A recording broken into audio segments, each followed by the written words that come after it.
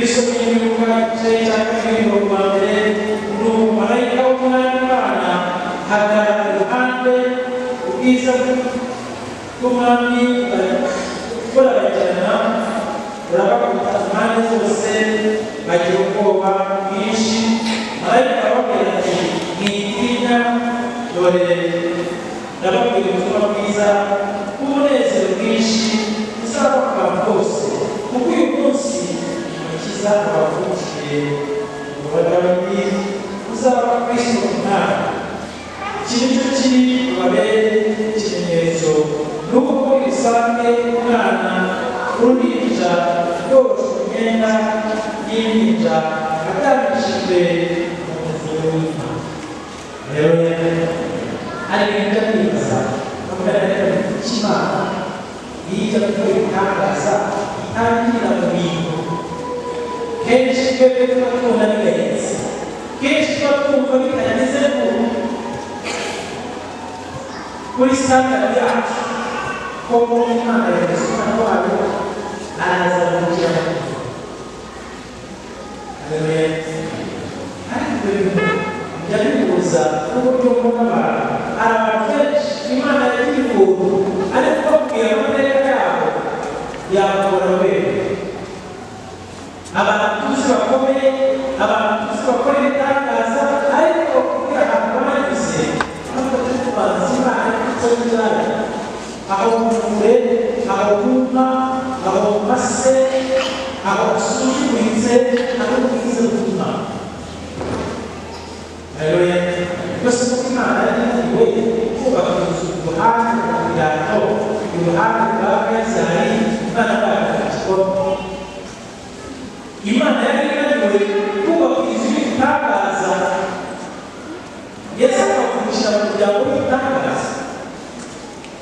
Ariko akoresheje uruhande rw'inka, umwana w'Imana kandi n'ibyavuye ku mwana w'Imana. Haleluya. Hari Imana ikora amaso yacu n'ubwenge bwacu n'ibitekerezo byacu bidasobanutse. Hari Imana iri kukunyuzaho nawe bishoboka ko utarabimenya. Rero ndababwira nimwe mu bice basomye hamwe muri Bibiliya ya Mariya bamubwiye ko azabitanga kandi uwo mwana azabitangaza. Yasubije ijambo rimwe aravuga ati bibe nk'uko Umwana ashaka ko rero tukaba. Iyo umuntu yamenye Imana amenya ko ari we ku giti cye nk'aho w'Imana. Mariya amaze kwemera ibindi byamugoye. Rero agaciro mu bibazo dufite mu buzima ni uko twemera n'Imana gusa. Ni uko dufite byose. Mariya Yaje yaravuga ati gusa birashoboka. Mariya aramusubiza ati wowe. Aravuga ati nibe Imana ishaka. Hari ikintu cyitwa kumvira, hari ikintu cyitwa kwemera, hari ikintu cyitwa umuhamagaro kuri twe. Noheli usibye iryo jambo mu buryo budasanzwe. Wowe si Imana y'Imana. Njyewe nakigira amaze kumenya Imana, nabuze ko bidashoboka, nabuze ko bitashoboka. Kuko nabona abana batatu bakavuga ibarangize kandi kuvuga b'ingoro. Ntabwo ntabwo bashobora ayo magambo kuyasikanya. Rero ndababwira ntabwo nahagarara abavuge arahagarara Imana iramukoresha. Nawe Imana yamuhamagaye iramukoresha. Mariya Imana yamuhamagaye yaramukoresheje. Yesu Kristo yemeye kuza ku isi agasiga ubwiza bwe bwari mu ijuru, yemeye Imana agiye kumukoresha kandi Imana yaramukoresha. Bamwe muri twe turacyarwana n'ikimana ishobora kugira twaranze twarananiranye kandi iyo wanze gukorera Imana uzenguruka utari imyaka 40 nk'uko Abisirayeli babigenje. Mumenye ko imyaka ishize urimo urashakisha icyo ugiye kuba isanga translate. Mariya yemeye umuhamagaro, yemera kuba umubyeyi w'Imana isumba byose. Noheli ni umunsi umunsi ukwibutsa ngo ntabwo turabacu turaba Imana turabakorera Imana. Tumaze iminsi mu matsinda atandukanye rimwe mu magambo twagiye dusubiraho ngo twari gukorera Imana. Rero ariko iyo gusoma ibice ntabwo umwana azakurikira abantu bamarayika baraza baririmba, abashumba baraza baramushengera, abazi baramushaka baramubura. Ni umwana w'umutari amabanga y'Imana amenywa n'Imana n'abo yemeye. Ariko twatarakaje ubwo bumwe bwacu n'Imana butagaza byose. Niyo umwana yasuzuguye umubyeyi atagaza byose. Hano mugari bamubwiye umwana wakundaga amafaranga cyane, ariko umubyeyi akamubwira ati wowe uzajya ukunda iyo ushaka rwose uzabikunda. Umubyeyi aramubwira ati uzaze mu rugo uyu munsi hari ikintu ushaka kuguha kizakwereka ko ukunda. Umwana aje umubyeyi akaba Bibiliya, ariko muri iyo Bibiliya harimo sheke y'amafaranga yose yari muri banki. Umwana aramubwira ati kuko mu bintu byose ukora kumara Bibiliya izamura iki? Njye ndashaka amafaranga, ndashaka imodoka, ndashaka. Bene data, mu ijambo ry'Imana niho hari ubugingo bwose. Uyu mwana wavutse uyu munsi Yesu Kristo yitwa Jambo. Haleluya. Bareba isi yari ahari, ariko yenda kuva mu cyubahiro araza kugira mu muvure, araza hari igihe kigeze asubira mu cyubahiro cye Imana ishimwe. Haleluya.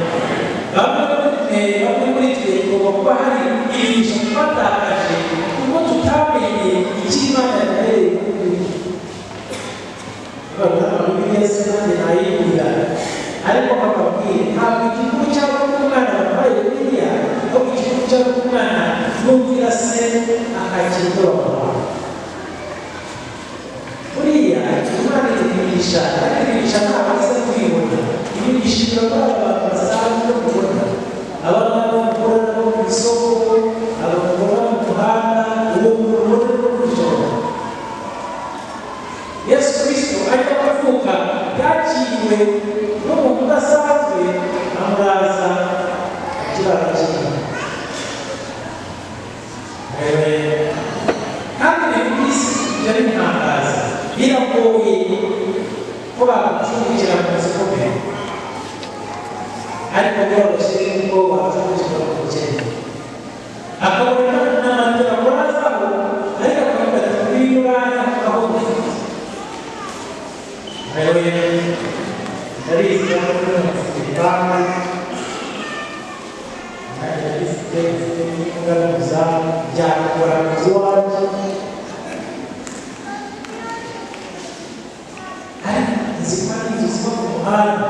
Iyo twishyira hamwe tuzubona mu muhanda, ako kazi twakinjira mu karara. Haleluya. Bakakwakira bakakuraza kandi nta mahanga nta kibazo. Ntabwo Imana ikora ibintu bidasanzwe, abadafite akaba yigisha, abasa n'aho batabayeho akaba ari ubuzima kandi babayeho kandi batari. Ntabwo Yesu yakora harara, ariko Imana yabishatse yerekane imbaraga zayo ziri aho ngaho bacishije bugufi, aho ngaho bashobora kugerekeranya, aho ngaho bamwe bahanga bavuga ngo umuyobozi wo muri iki gihe yamaze kumenya wese kuvuga yaramushakishije, ariko byajyaga kumugora umusanga kugira abakiriya. Yashakaga umwana uzaza ufunze ukomeye, umwana w'Imana uje ku rwego rwo kurwanya. Bene data umwana ukora kandi ari hasi, aho hasi abandi bashobora gutekereza, aho ngaho Imana iraza ibana natwe nta giciro. Imana iraza iratwiyereka ari abazamenya agakiza bakakira Kristo nibo bazagira ubuzima bworohewe. Nibwo buciye bwa mbere, nibwo buzima nyabuzima. Noheli twibutsa ko Imana yadukunze, Noheli twibutsa ko Imana yaciye udupfukiriza hasi kubana natwe, Noheli twibutsa ko mu guca bugufi hari izindi mbaraga zidasanzwe. Haleluya. Imana twibutsa ko umwana wayo yaje n'umucyo n'umwijima, kandi ababonye umucyo bakawakira bamenye bari we. Kumenya ukuri umunyakristo ni ukwemera ko Imana yakugize ukayikorera nk'amagambo meza. Iyo twanze gukorera Imana tuba twanze kuko buri muntu afite icyo yaremewe. Rero ndatangiye kubona ko bano mu rusengero hari abantu baririmba, abajyatori, abapasitori, buri muntu afite icyo yahakorera. Kandi niba uzi hari ikintu, ariko twibagirwa ngo twebwe twaremewe gukemura ibibazo by'isi, twaremewe gukorera Imana nk'igitero. Yesu Kristo aza ku isi kuko twari tumujuru. Hari isengesho tujya dusenga iyo twavuze litani, nyagasani Imana tubabarire twebwe abanyabyaha n'icyaha, twebwe abanyabyaha n'ishoboye. Twari abanyabyaha, niyo mpamvu Imana yohereje umwana wayo wavukiye ku isi kugira ngo adukize, kugira ngo dutangire bushyashya, kugira ngo tubone umucyo uva mu mwijima. Haleluya. Rero ndatamuheri umucyo waje kugira ngo dutangire ubuzima bushya. Ntabwo nzi ko mumaze iminsi kuva mu kwa mbere kugera mu kwa cumi n'abiri, ariko ibintu byatugabanije twebwe n'itorero. Bamaze mu insengero zose zifite ibyangombwa zifunge, abantu babonera hanze, abantu bavuga ibishoboka, abantu bavuga gutoka Satani, ariko murebe babwire Imana ikora ibitangaza byayo. Ndashaka kubabwira ngo tugeze mu kwa cumi n'abiri dufunguye insengero nshya zirenga 8. Haleluya. Dufite insengero hafi 13 zimaze gusaba. Haleluya. N'Imana ikora ibitangaza byayo. Ruriya gusengera kuri hariya bayobozi ikiganiro kidasaba, kirangiye leta kugira ngo dusabe bayakora ikigo bayobozi. Rero n'ababwiye buri muntu amafaranga niyo leta n'abo bayobozi ari Imana y'amafaranga. Uyu mwaka twahereje abapasitori 10 kandi baraza bakavuga ngo abapasitori bigiye kuko bajya kuba biri mu cyaro bataragiye. Ikanyura ahantu bashobora gutekereza, ikatunyuza mu kuvure, ikatunyuza mu kiraro, ariko ikibagana cyane. Haleluya. Njyewe n'umwanya ndabishimira Imana. Haleluya. Kuko hari ahantu nagiye gusura muri paruwasi, ndababwira ngo bakwiye kugira ngo narabonye umubiri wanjye batarabizi, tubaye tukubarira igihugu. Hari insengero nyinshi hagamo umva n'igihumeka, hari ahantu najyaga nkabona igisenge kigiye kuroba bagatanga ariko ntibihagije. Hari ukuntu Imana ikora ibitangaza byayo ikanyura mu bantu tudashobora gutekereza, ikanyura ahantu twebwe ubwacu tutagera. Aho ijambo ry'Ipasika, twumva ijambo ry'Imana bitwibutsa ngo nawe yarakubiswe, nawe arabambwa, nawe aricwa, ariko yapfuye ariko. Haleluya. Twaba tugiye kurangiza umwaka tukajya muri Noheli, Imana ikavuga nawe tugatangira gushya, tukinjira mu mwaka dufite kwizera imibereho mishyashya.